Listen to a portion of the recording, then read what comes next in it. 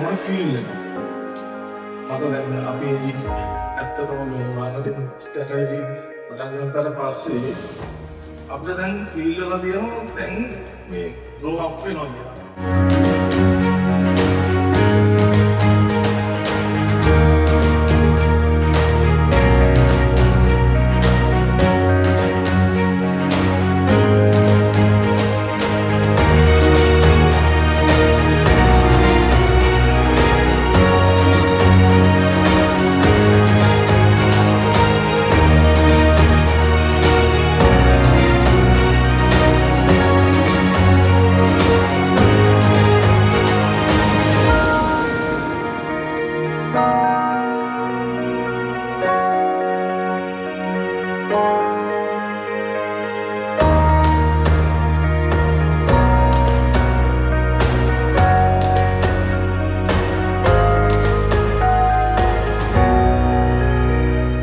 ස්ටැන්ෆර්ඩ් කියන්නේ බ්‍රෑන්ඩ් එකක්. ඒ බ්‍රෑන්ඩ් එකක් වෙලා තියෙන්නේ. ඒක මම අවිවාදයෙන්ම කියනවා මට ඒක දැනিলা තියෙන්නේ. අපේ හැම ගුරුවරයෙක් ගැනම හොඳ තහවුරුවක් තියෙනවා.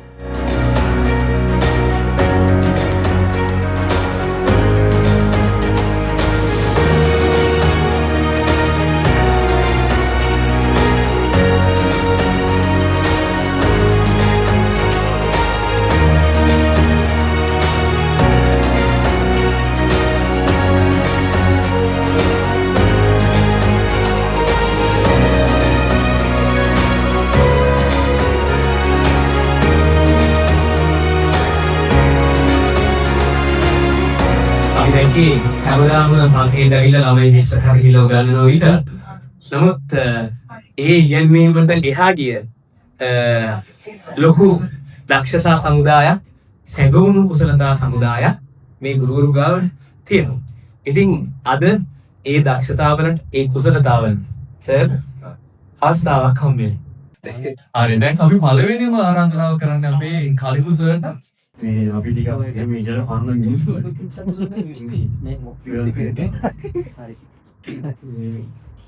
ගොඩක් පන්නයි. ඒ නිසා මේ පොඩි පාඩම් දෙන්න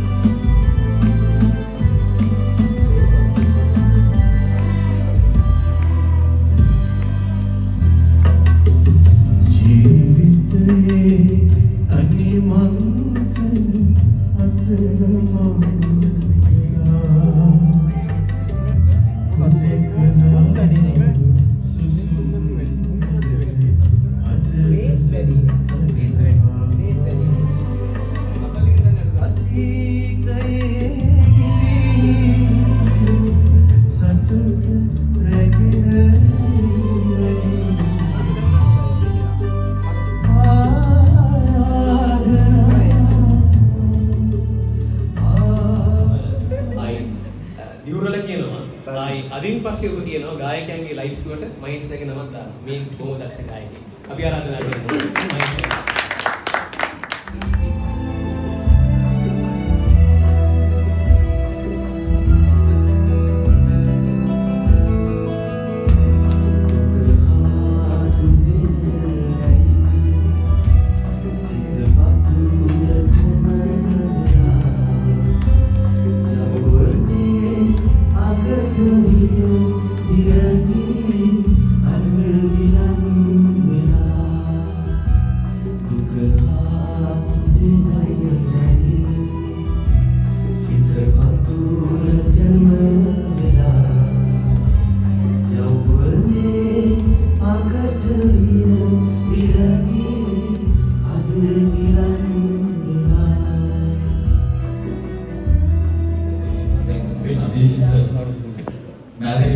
ඉස්කෝලේ ගියාට පස්සේ මේ ගීතේ ගායනා කරලා තියෙනවා. එතකොට සංගීත වැඩමවල විශේෂ පහළ තියෙනවා සෝවා විශාරද කරාද කියලා. ඒ කියන්නේ ඇත්තටම අපේ අදිස්සෙන් තියෙනවා හැකියාවක්. දැසේ කතිකෙක් වගේම හරි අපූර්ව විදිහේ හඩ. මොන මම හිතන්නේ පළවෙනි වතාවට මමත් අහන්නේ සර්. අපි බලමු මේ හඩ කොයි වගේද කියලා. ඉතින් අදිස්සෙන් ආරම්භ කරනවා.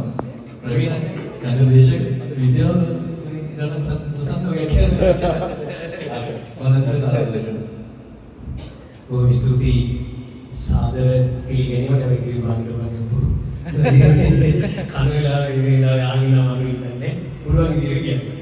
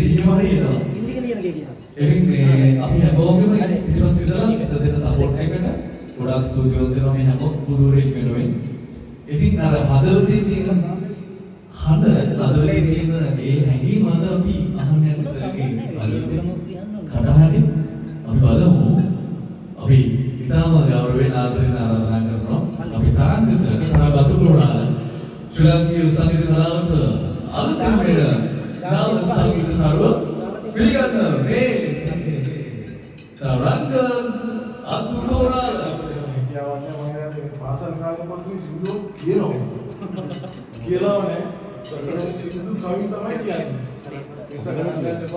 මොනවයි වරදක් දෙයක් වුණොත් සමාවෙන්න.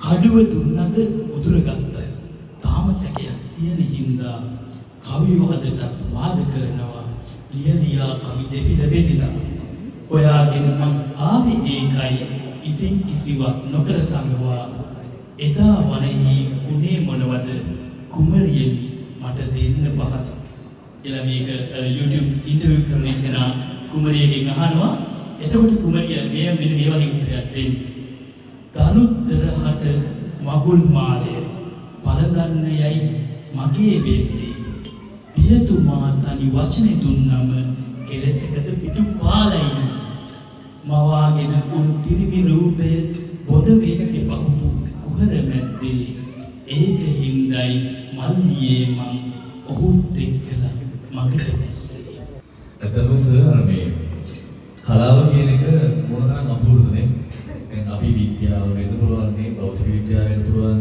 මැත්ස් වෙන්න පුළුවන් වෙන විෂය ධාරා වෙන්න පුළුවන් හැබැයි කවමදාකවත් ඒකට පුළුවන්කමක් හම්බුනේ නැහැ කලාවේ තියෙන රසයට අභියෝගයක් කරන්න.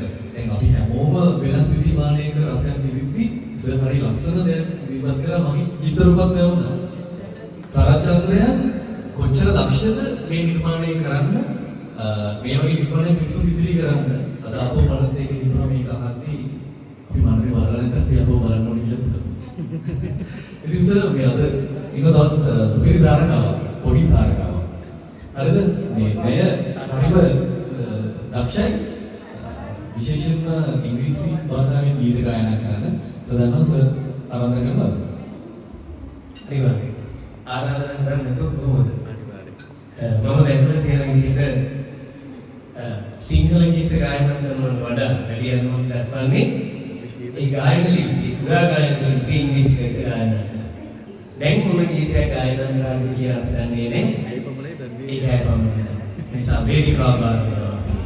පුංචි ගායකයාගේ ත්‍යාගී සෙන්කියා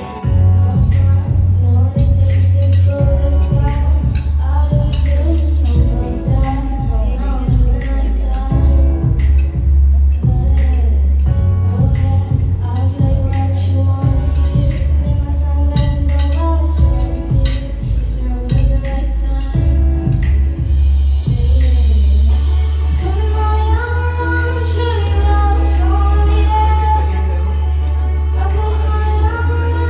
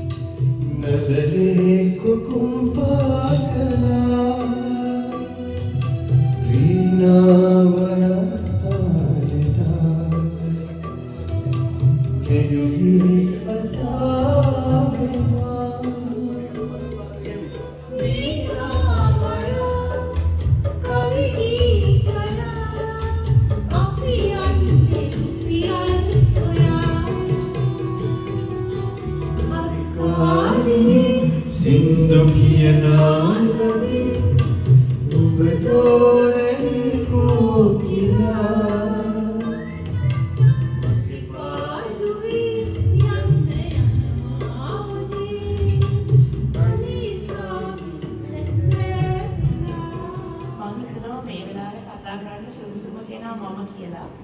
මොකද සමීර ටීචර් මේ ක්ලාස් එක පටන් ගන්න කලින් ඉඳන් සමීර ටීචර් කවුද කියන එකත් සමීර ටීචර් මේ ක්ලාස් එක පටන් ගන්න ගත්ත අභියෝගයක් මම ඇස් දෙකෙන්ම දැකපු කෙනෙක්.